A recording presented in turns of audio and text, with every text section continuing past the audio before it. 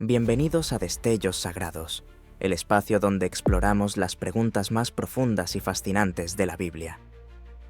Hoy nos adentramos en un tema que ha provocado reflexiones y debates a lo largo de los siglos: la moralidad de los actos de Dios en el Antiguo Testamento.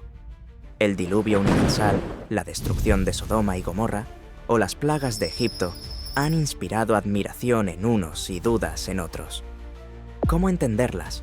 ¿Son estas acciones una expresión perfecta de justicia divina o presentan desafíos éticos desde una perspectiva moderna?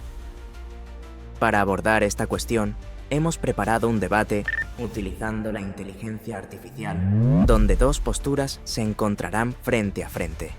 Por un lado, aquellos que defienden que los actos de Dios son moralmente perfectos, aunque incomprensibles para nuestra limitada visión humana.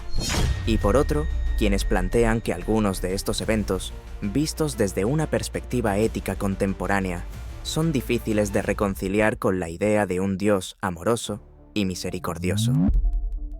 El debate estará estructurado en 3 preguntas clave.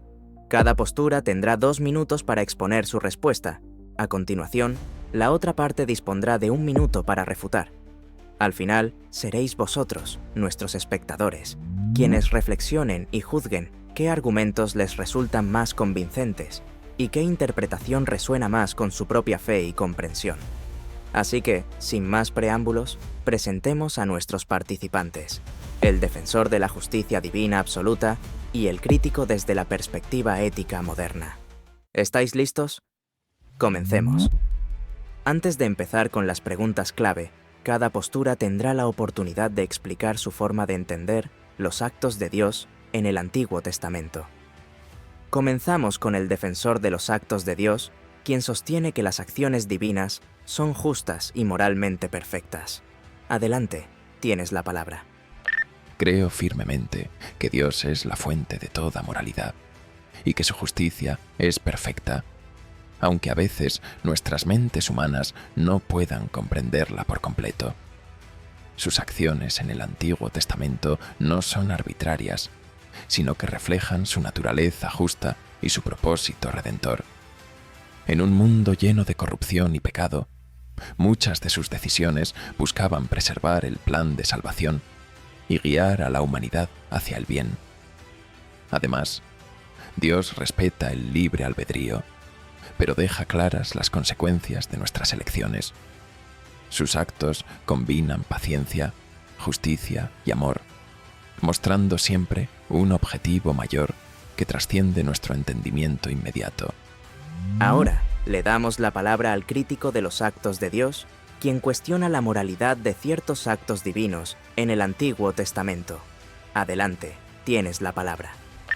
Como crítico de los actos de Dios en el Antiguo Testamento, considero que muchos de los eventos narrados plantean serias dudas sobre la moralidad divina. En varios pasajes, como el diluvio universal o las plagas de Egipto, se castiga a toda una población, incluyendo a inocentes, lo cual va en contra de la justicia individual.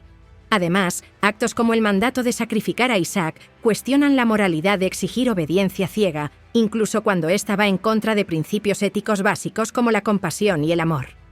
Por otro lado, las órdenes de exterminio masivo, como en la conquista de Canaán, nos presentan una moral que justifica la violencia extrema en nombre de un bien divino, lo cual resulta éticamente problemático. Comenzamos con la primera pregunta. ¿Cómo podemos interpretar los actos de justicia divina que incluyen castigos severos en el Antiguo Testamento? Damos paso al defensor de los actos de Dios, quien tiene 2 minutos para exponer su respuesta. Adelante.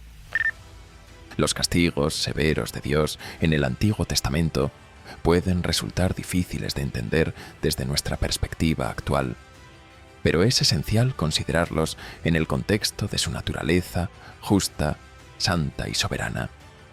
Dios no actúa de manera arbitraria ni vengativa. Su justicia es perfecta y siempre está dirigida hacia la restauración y la corrección del orden moral. Las acciones severas de Dios son respuestas a la desobediencia persistente y al pecado extremo de las naciones. A lo largo de las Escrituras vemos cómo dio a los pueblos la oportunidad de arrepentirse y volverse a Él. Un ejemplo claro es el caso de Sodoma y Gomorra, donde incluso Abraham intercedió para que Dios perdonara las ciudades si encontraba a 10 justos. Sin embargo, cuando el pecado alcanza su punto máximo y no hay esperanza de restauración, la justicia divina se vuelve inevitable. Los castigos no son solo punitivos, sino correctivos. Cuando Dios ordena la destrucción de naciones idólatras o corruptas, lo hace para proteger a su pueblo elegido, Israel, y garantizar que el plan divino de redención se lleve a cabo sin interferencias externas. Estos actos no solo buscan castigar el mal, sino también preservar la pureza de su pueblo y restaurar el orden moral. Finalmente, todo esto apunta a la redención a través de Cristo. Los castigos del Antiguo Testamento preparan el camino para la reconciliación con Dios, ofrecida finalmente por medio del sacrificio de Jesús en la cruz, que extiende el perdón y la gracia a todos los que se arrepienten. Ahora es el turno del crítico de los actos de Dios para refutar la respuesta anterior y presentar tu respuesta. Tienes 1 minuto para la refutación y 2 para responder a la pregunta. Adelante. Aunque entiendo el argumento de que los castigos de Dios en el Antiguo Testamento buscan preservar el orden moral y preparar el camino para la redención, no justifican la magnitud de la violencia aplicada, especialmente hacia los inocentes. Castigar colectivamente a pueblos enteros, incluyendo niños que no tienen responsabilidad alguna en los pecados de sus padres, contradice los principios de justicia individual que incluso los humanos imperfectos tratamos de aplicar. Decir que estos castigos son correctivos resulta problemático cuando las víctimas no tienen posibilidad de redimirse debido a su exterminio total. Además, la idea de proteger al pueblo elegido eliminando naciones enteras plantea una moralidad utilitaria: sacrificar vidas para un propósito mayor. Esto no solo genera sufrimiento innecesario, sino que también establece un precedente peligroso. ¿Cómo puede ser perfecta una justicia que justifica la destrucción masiva en nombre de un plan cuya realización parece exigir más sufrimiento que redención? Interpretar los actos de justicia divina en el Antiguo Testamento implica un análisis complejo que debe considerar tanto el contexto histórico como las implicaciones éticas y teológicas. Por un lado, estos relatos reflejan la concepción de un Dios soberano y santo que no tolera el pecado y busca establecer un orden moral. Sin embargo, los métodos empleados, como el diluvio universal, las plagas de Egipto o la destrucción de ciudades como Sodoma y Gomorra, plantean preguntas éticas profundas, ya que a menudo resultan en la aniquilación de pueblos enteros, incluidos inocentes. Desde una perspectiva ética, la justicia debería diferenciar entre culpables e inocentes, pero en estos eventos no parece haber tal distinción. Por ejemplo, en el diluvio, la humanidad fue destruida excepto Noé y su familia, lo que deja preguntas sobre el destino de los niños y aquellos que no tenían capacidad de decisión. Aunque algunos sostienen que estos castigos eran necesarios para preservar el plan divino, resulta difícil aceptar que una solución tan radical sea la única opción para un Dios omnipotente. Además, estos actos pueden interpretarse como herramientas pedagógicas destinadas a transmitir el temor y la reverencia hacia Dios en un contexto cultural donde la autoridad se entendía a través de demostraciones de poder absoluto. Sin embargo, esta interpretación también tiene sus límites, ya que plantea la cuestión de si es justo que las generaciones actuales acepten estos actos como un modelo de justicia divina. Finalmente, algunos críticos argumentan que estos relatos podrían ser una proyección de las circunstancias sociales y políticas de la época, más que un reflejo literal de la voluntad divina. Esto no invalida su valor simbólico, pero sí permite cuestionar si es apropiado considerarlos como actos de justicia moralmente perfectos desde una perspectiva contemporánea. En este sentido, el debate sigue abierto. Es momento de escuchar la refutación del defensor de los actos de Dios. Tienes 1 minuto. Adelante.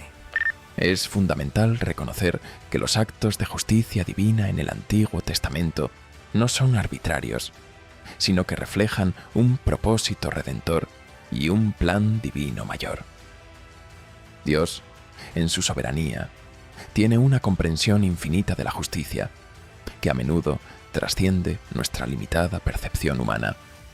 Además, los castigos severos tienen un propósito pedagógico y correctivo, no solo punitivo. Estos eventos servían como advertencias para generaciones futuras sobre las consecuencias del pecado y la importancia de la obediencia a Dios. Si bien es cierto que estos relatos pueden reflejar un contexto cultural antiguo, su propósito moral y teológico sigue siendo relevante, enseñándonos que la justicia divina busca restaurar el orden, no simplemente castigar. Pasamos ahora a la segunda pregunta. ¿Es posible considerar los mandatos de Dios como moralmente absolutos en todos los tiempos y culturas? Damos paso al crítico de los actos de Dios, quien tiene 2 minutos para responder. Adelante. Considerar los mandatos de Dios como moralmente absolutos en todos los tiempos y culturas es un tema profundamente controversial, ya que depende en gran medida de la interpretación que se tenga de la moralidad divina y de cómo se aplican esos mandatos en diferentes contextos históricos y sociales. Desde una perspectiva teológica, los mandatos de Dios pueden ser considerados como principios absolutos e inmutables, reflejando la perfección divina que trasciende las limitaciones humanas y las circunstancias de cada época.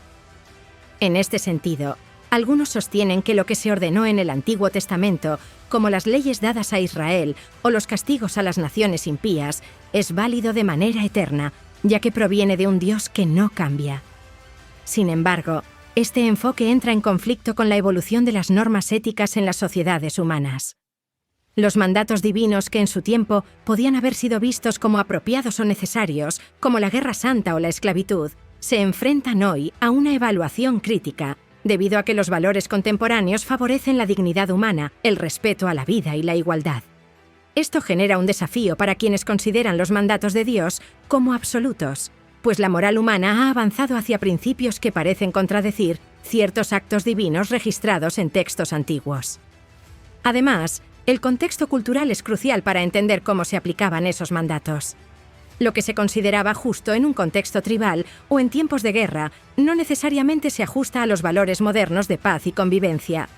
Por lo tanto, aunque los mandatos divinos puedan ser absolutos en un sentido teológico, su aplicación universal en todas las culturas y épocas resulta problemático, ya que las percepciones de justicia y moralidad varían profundamente. Ahora le damos la palabra al defensor de los actos de Dios para refutar la respuesta del crítico y también responder a la pregunta. Tienes 1 minuto para refutar y 2 minutos para tu respuesta. Adelante. Desde una perspectiva teológica, los mandatos divinos no están sujetos a la evolución de las normas éticas humanas, ya que provienen de un Dios eterno e inmutable. La moralidad divina trasciende las limitaciones humanas y refleja principios absolutos que no dependen de los cambios culturales o históricos. En el Antiguo Testamento, las leyes y castigos tenían un propósito divino específico para ese tiempo y contexto, pero no significa que su naturaleza moral haya cambiado. Es importante entender que Dios, en su infinita sabiduría, establece principios que pueden parecer duraderos y difíciles de comprender desde nuestra perspectiva limitada, pero que, en última instancia, reflejan su justicia perfecta. La moral humana avanza, pero la moral divina permanece constante. Es posible considerar los mandatos de Dios como moralmente absolutos en todos los tiempos y culturas, ya que provienen de un ser divino y eterno, que es la fuente última de toda moralidad. Dios, al ser inmutable y perfecto, establece principios que trascienden las limitaciones de las sociedades humanas y sus cambios históricos. Los mandatos divinos no están sujetos a las normas culturales o evoluciones éticas, ya que reflejan la justicia y sabiduría infinita de un ser eterno, quien no cambia con el tiempo ni se adapta a las tendencias humanas. Aunque es cierto que los contextos históricos y culturales varían, la moralidad divina es universal, y sus principios, como el respeto a la vida, la justicia y la bondad, son aplicables a todas las generaciones. Los mandatos dados en el Antiguo Testamento, como las leyes morales, no eran simplemente específicos para una época o cultura, sino que sentaron las bases para una comprensión más profunda de la moralidad que se extiende a todas las personas, en todos los tiempos. La voluntad de Dios no cambia, aunque las formas de aplicarla o interpretarla puedan adaptarse a los diferentes contextos. El hecho de que las sociedades humanas hayan evolucionado no invalida la naturaleza eterna de los mandatos de Dios. Más bien, invita a una reflexión más profunda sobre cómo aplicar esos principios en un mundo que cambia, sin comprometer su esencia moral absoluta. Ahora es el turno del crítico de los actos de Dios para refutar la respuesta del defensor. Tienes 1 minuto. Adelante. Aunque los mandatos divinos puedan originarse de un ser eterno y perfecto, la moralidad humana no puede considerarse completamente estática ni absoluta, ya que está influenciada por el contexto histórico y cultural. La idea de que los principios de Dios son inmutables es comprensible en una visión teológica, pero aplicar estos mandatos de manera universal y atemporal resulta problemático. Las leyes dadas en el Antiguo Testamento, como la esclavitud o la Guerra Santa, reflejan un entendimiento de la moral que no puede aplicarse sin más en los valores contemporáneos, que defienden la dignidad humana y los derechos universales. El hecho de que las sociedades humanas evolucionen en sus concepciones de justicia y ética muestra que la moralidad no es absoluta, sino que se adapta a las realidades de cada tiempo. Imponer principios antiguos sin matizar su contexto actual contradice el progreso moral alcanzado por las sociedades. Concluimos con la última pregunta. ¿Cómo se explica la aparente contradicción entre un Dios de amor y misericordia y los actos de violencia ordenados en las Escrituras? Damos paso al defensor de los actos de Dios, quien tiene 2 minutos para responder. Adelante. La aparente contradicción entre un Dios de amor y misericordia y los actos de violencia ordenados en las Escrituras puede explicarse entendiendo el contexto más amplio de la naturaleza de Dios y su plan redentor. Dios es un ser infinito, santo y justo, y su amor no excluye su justicia. La violencia que se describe en las Escrituras, como la destrucción de ciudades o la Guerra Santa, no es arbitraria, sino que responde a la lucha contra el mal, la corrupción y la injusticia que amenazan el orden divino. Dios, en su amor y misericordia, ofrece constantemente oportunidades de arrepentimiento, pero cuando la maldad alcanza niveles insostenibles, su justicia requiere un juicio para restaurar el orden y la paz. Estos actos de violencia no son un reflejo de un deseo de destrucción, sino de un Dios que, al ser justo, busca erradicar el mal para proteger a los inocentes y preservar el plan divino para la humanidad. Además, debemos reconocer que la violencia en el Antiguo Testamento se enmarca dentro de un pacto específico con Israel, donde Dios actúa como protector y juez de las naciones, mostrando también su misericordia al ofrecerle a Israel una guía moral. La combinación de amor y justicia en Dios no es una contradicción, sino la manifestación de su naturaleza completa, donde el amor se encuentra con la justicia perfecta en su búsqueda de restaurar la creación. Ahora le damos la palabra al crítico de los actos de Dios para refutar la respuesta del defensor y también responder a la pregunta. Tienes 1 minuto para refutar y 2 minutos para tu respuesta. Adelante. Aunque se argumente que la violencia en las Escrituras responde a la justicia divina, esta interpretación sigue siendo problemática desde una perspectiva ética moderna. La noción de un Dios de amor y misericordia que ordena actos de destrucción masiva, como la Guerra Santa o la erradicación de pueblos enteros, parece estar en contradicción con los principios de compasión y respeto por la vida que promovemos hoy. Si Dios es amor, ¿cómo puede justificar el exterminio de vidas humanas inocentes, incluso dentro de un pacto específico con Israel? La idea de que Dios busca erradicar el mal mediante la violencia también plantea interrogantes, ya que el mal no siempre se combate de manera eficaz con la violencia. El perdón, el arrepentimiento y la restauración son aspectos fundamentales del amor y la justicia. Aplicar este concepto al Antiguo Testamento sin cuestionar sus métodos es inconsistente con la moralidad que defendemos en tiempos contemporáneos. La aparente contradicción entre un Dios de amor y misericordia y los actos de violencia extrema en el Antiguo Testamento plantea serias dudas sobre la coherencia moral de la divinidad presentada en las Escrituras. Es difícil reconciliar la idea de un ser perfectamente amoroso con acciones que incluyen genocidios, guerras santas y castigos que no solo afectan a los culpables, sino también a los inocentes, como mujeres, niños y animales. Estas acciones parecen desproporcionadas y plantean un problema ético fundamental. ¿Cómo puede un Dios considerado omnibenevolente justificar tales actos de violencia? Si Dios es omnipotente, debería tener la capacidad de corregir el mal sin recurrir a la violencia, utilizando métodos pacíficos o transformadores que reflejen su supuesto amor infinito. Sin embargo, en lugar de erradicar el pecado mediante medios redentores, opta por actos que perpetúan el sufrimiento y la destrucción, lo que parece contradecir su carácter misericordioso. Además, justificar estas acciones como parte de un contexto histórico o un pacto específico con Israel resulta problemático, ya que la moralidad divina, al ser absoluta, debería trascender los límites culturales y temporales. Si estos actos fueron aceptables en su momento, pero no lo son ahora, esto socava la idea de una moralidad eterna e inmutable.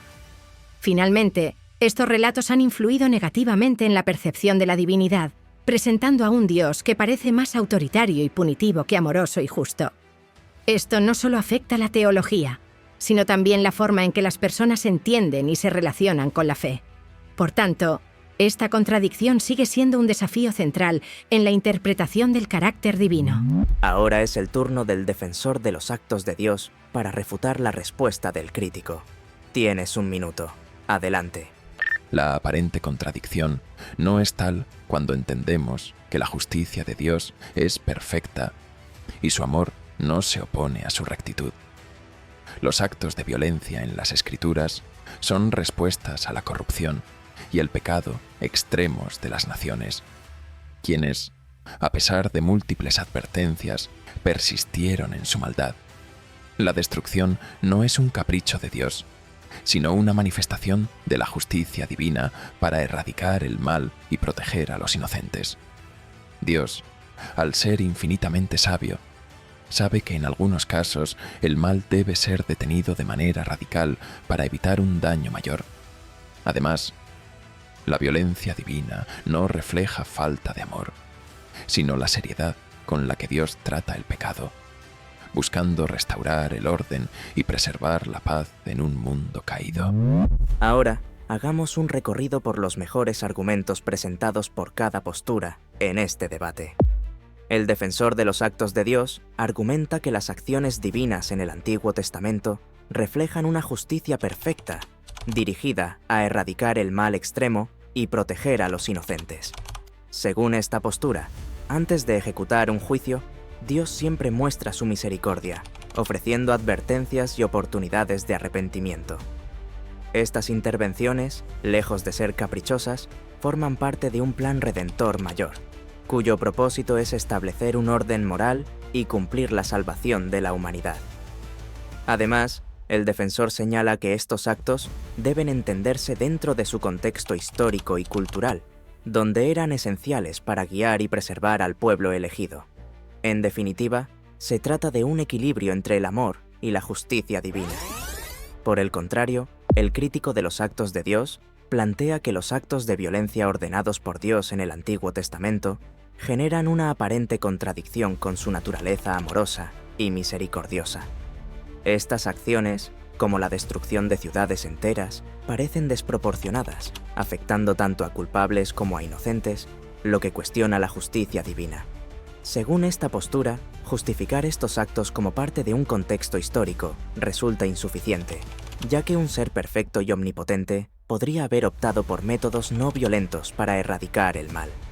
Además, esta aparente necesidad de recurrir a la violencia perpetúa una imagen autoritaria y punitiva de Dios, que contradice el mensaje de amor presente en otras partes de las Escrituras.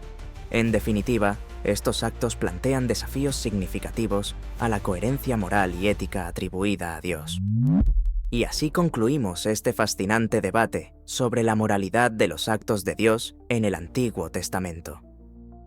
Esperamos que haya sido una reflexión profunda para todos vosotros. Si este vídeo te ha gustado, no olvides darle like y suscribirte para más contenido sobre temas bíblicos. Además, si tienes ideas para futuros debates o deseas ver más discusiones sobre temas similares, deja tus sugerencias en los comentarios. Hasta pronto, en Destellos Sagrados.